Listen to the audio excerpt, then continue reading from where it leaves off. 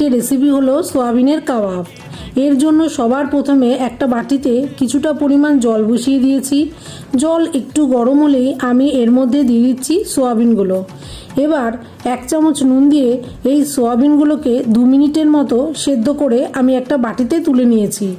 তারপর ঠিক এইভাবে হাত দিয়ে চেপে চেপে সিদ্ধ করা সোয়াবিনের জলটা আমি বার করে দিচ্ছি।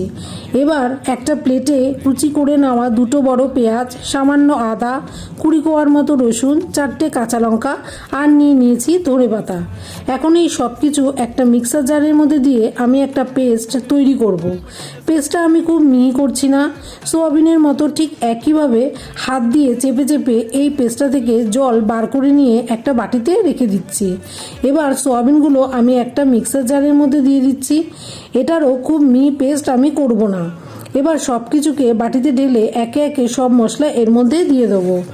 সবার প্রথমে দিচ্ছি 1 চামচ নুন, তারপর 1 চামচ লঙ্কার গুঁড়ো, 1 চামচ জিরের গুঁড়ো, 1 চামচ গরম মশলার গুঁড়ো, 1.5 চামচ গোলমরিচের গুঁড়ো, 1 চামচ এলাচ গুঁড়ো, সামান্য হিং, অল্প পরিমাণ কাসুরি মেথি, 1 চামচ চাট মশলা, সামান্য পরিমাণ সরষের তেল, 2 চামচ কর্নফ্লাওয়ার আর 2 চামচ ময়দা দিয়ে সব কিছু একসাথে ভালো করে মেখে নেব।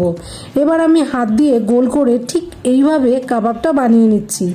একই রকমভাবে বাকি কাবাবগুলো বানিয়ে নিয়েছি।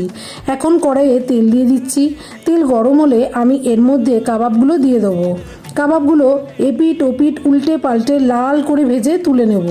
আর এইভাবেই অল্প কিছু উপকরণ দিয়ে তৈরি হয়ে গেল টেস্টি সোয়া কাবাব। एक नंबर तुझे कंबर हाय चाल शेकी शेकी हाय किती सुंदर